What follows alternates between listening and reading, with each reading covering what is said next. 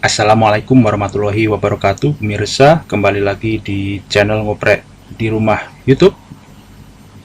Kali ini kita di part 5 untuk Purbeck Oscilloscope dari majalah Practical Wireless yang dirilis dari medio April hingga September dan masih berlanjut hingga tahun 1979 ya. Ini dirilis di tahun 1978. Kemudian di part 5 ini kita akan membahas tentang time base.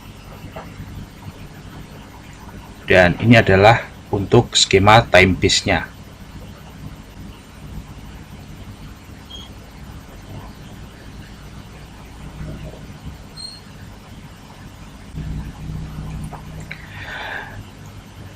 Sebelum kita melanjut ke pembahasan time base, ini kita flashback ulang dulu ya. Pertama kita akan lihat dari blok diagram. Seperti ini untuk blok diagram daripada osiloskop Purbeck yang saya bicarakan di sini. Dimana untuk input Y ada di sini, kemudian di sini ada kopling AC DC, dan ini juga tersedia trigger input, kemudian ada X input. X input ini masuk ke sweep generator, kemudian juga trigger input ini juga masuk ke sweep time generator, kemudian outputnya ini untuk ke stick deflection X yang menuju ke CRO, kemudian ini ada di split juga dari time base generator ini blanking amplifier menuju CRT grade 1. Kemudian dari amplifier Y ini ada split lagi, trigger pick off amplifier ini menuju ke triggering juga, dan di sini ada sweep gate logic yang berguna untuk switching, apakah nanti mempergunakan internal triggering atau external triggering. Oke, kemudian dari sini kita akan menuju ke selanjutnya.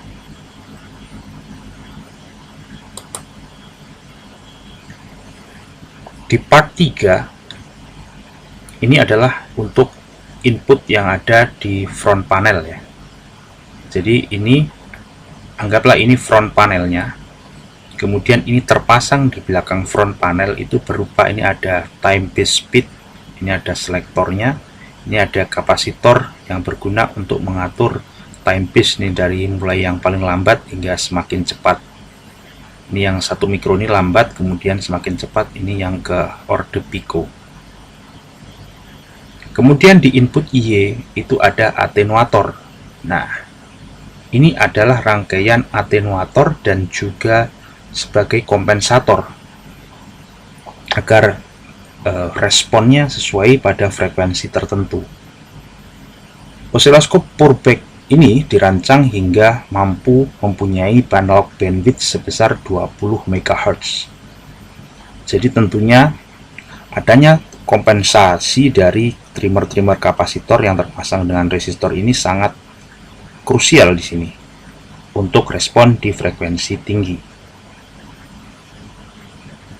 Kemudian dari sini saya akan menuju ke bagian ini juga masih.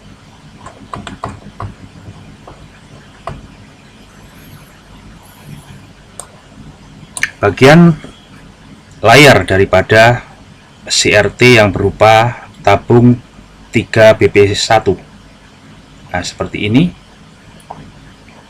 Sudah saya bahas di part berapa ini? Part 3 ya. Namun kembali saya di sini flashback saja agar Anda ingat seperti apa ini untuk koneksi dari CRT-nya. Dari sini kemudian saya akan menuju ke bab 4. Ini juga merupakan kunci penentu utama dari kualitas dari osiloskop Purbeck ini, yaitu pada bagian differential amplifier. Di sini kita bisa lihat seperti ini untuk lebih jelasnya seperti ini. Ini adalah penguat diferensial, di mana tegangan di sini 150 volt. Kemudian dari penguat diferensial ini langsung memfit menuju ke Y1 dan Y2 dari ini. Nah, ini Y1 Y2 ini sini. Kemudian untuk IC-nya memakai 733 dan konfigurasinya di sini perancangnya membuatnya seperti ini. Ini tentunya mempertimbangkan tadi yang saya maksud, yaitu pada respon high frekuensi. Ini adalah untuk selektor kompensasi ini dan juga atenuator. Inputnya yang paling utama di sini dia mempergunakan GFET. Ini ada 2 buah GFET di sini. Kemudian transistor untuk tegangan tingginya dia memakai BF336. Ini pun masih di seri untuk penguatan diferensial dengan BC108 yang berfungsi sebagai input. Di sini juga sebagai low side yang paling bawah ini BC108 sebagai input. Harap diperhatikan untuk strom di sini satu dayanya dia mempergunakan plus minus ya. Jadi di sini plus 150 volt, di sini minus 12 volt. Oke. Jelas dari sini. Kemudian kita akan ke bagian selanjutnya. Sekarang kita akan bahas untuk timepiece ini ya. Timepiece-nya seperti ini. Kemudian ini untuk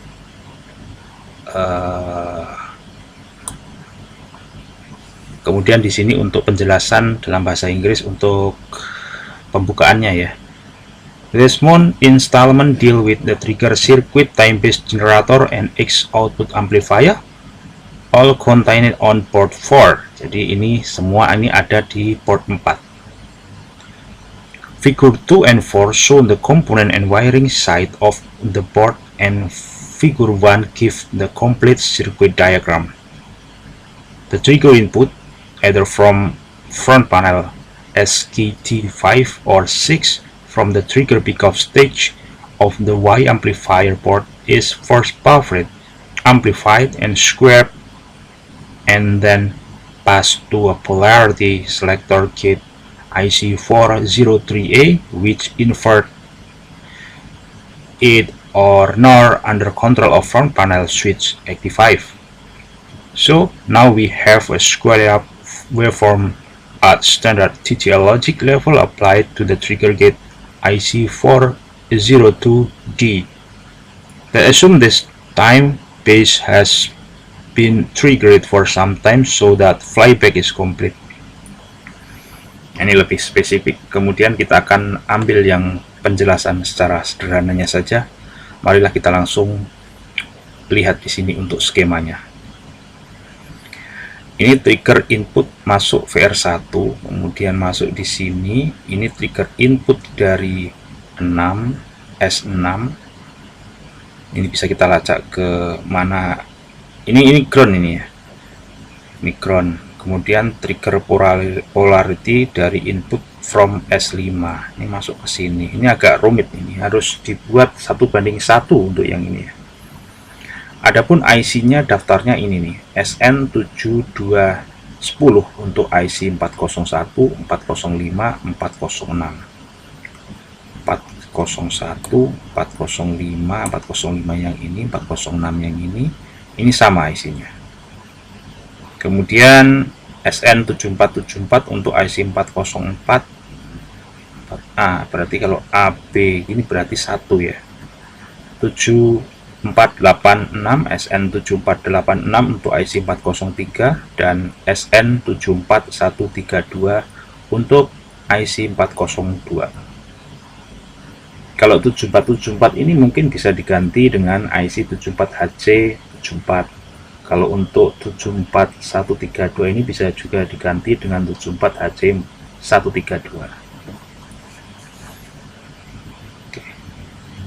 Kemudian outputnya ini berupa alternate output ke soket 9, gate output ke soket 8, blanking output ke C18, sweep output ke soket 7, X2 output ke R22 plus 150 volt masuk di sini. Kemudian ini kita akan geser ke atas, dan ternyata di sini adalah penguat diferensial untuk sirkuit X, defleksi untuk X ya. Kemudian di sini ini ada pemilihnya, ada resistor, ada penguat diferensial lagi menuju ke sana. Ini untuk pemilihan ini ya, kan kita sudah dijelaskan ini adalah triggering circuit, time based generator, X output amplifier, all on port 4. Ini menyakup di sini time base jadi satu dengan penguat amplifier diferensial untuk X alias untuk horizontal. Oke, jelas ya. Nih kita ulas balik lagi.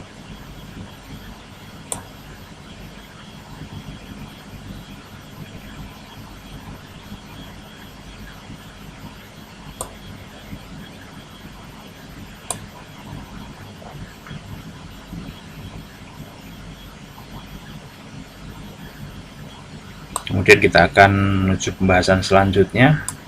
Ini masih berupa penjelasan tentang cara bagaimana bekerjanya, dan komponennya ini adalah untuk daftar komponennya, dan ini adalah untuk layout dari PCB-nya.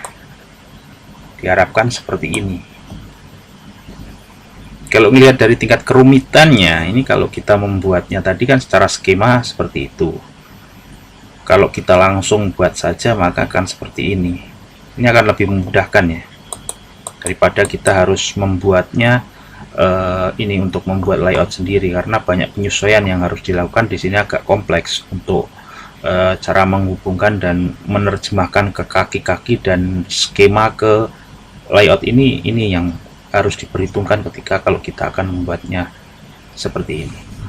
Atau mudahnya kita buat saja PCB-nya seperti ini, kemudian ya kita langsung pasang begitu, karena ini seperti ini ya. Ini agak rumitnya di sini adalah di sini dia menggunakan hard wiring ya. Hard wiring itu seperti ini nih guys, point to point nih. Ini bisa kita buat sendiri. Tentunya ini membutuhkan pekerjaan yang akan agak rumit gitu. Solusi lain alternatifnya saya harus membuat lagi layout daripada port 4 ini agar bisa sesuai dengan seperti ini. Nah, ini dibuat seperti ini, tetapi saya menggunakan sprint layout, dimana kemudian saya akan buat. Kemudian yang agak rumit adalah mungkin di sini untuk IC dan transistornya ini yang agak langka dan harus dicari persamaannya. Ini kembali lagi ada di sini tunjukkan kotakan peringatan ini. Several reader have inquired about the possibility of using alternative tube for purpack. Ini nggak bisa ya, karena balik lagi ini desainnya itu karena memang di matching dengan tabung CRT 3BP1, dan seperti ini untuk purpack 05 part 5 ya. Balik lagi kita ke skema biar lebih jelas. Oke, dari part 5 ini kemudian kita akan ke part 6. Sampai jumpa di part 6, video tentang pembahasan dari sisi desain untuk osiloskop purpack dari majalah Practical Wireless 1978. Untuk yang port 4 ini dirilis pada Agustus 1978. Jadi ini saja untuk yang bagian 4 ini sudah Agustus ya, dimana awalnya kita membahasnya itu dari mulai April. Sampai jumpa di part 6 dari osiloskop purpack. Part 6 ini nanti akan membahas tentang desain daripada box ya, dan pelaksanaan teknis setelah itu. Sepertinya sudah cukup jelas ya, kita bisa pahami. Ternyata osiloskop itu juga tidak terlalu rumit juga. asal kita perhatikan block by block, jadi kita bisa paham nih seperti apa alurnya dulu. Ini ada sirkuit Y, kemudian baru diperkuat dengan differential amplifier masuk ke defleksi Y, kemudian untuk X masuk ke differential amplifier, tapi sebelum itu ada timepiece generator dan juga ada trigger input yang menyatakan apakah dia dari luar apa dari dalam. Ini jalurnya adalah ini untuk internal trigger, kalau external trigger dia dari luar, ini diputus ya. Semoga apa yang sudah saya sampaikan di sini bermanfaat bagi Anda. Sampai jumpa di bagian 6. Assalamualaikum warahmatullahi wabarakatuh. Salam ngoprek.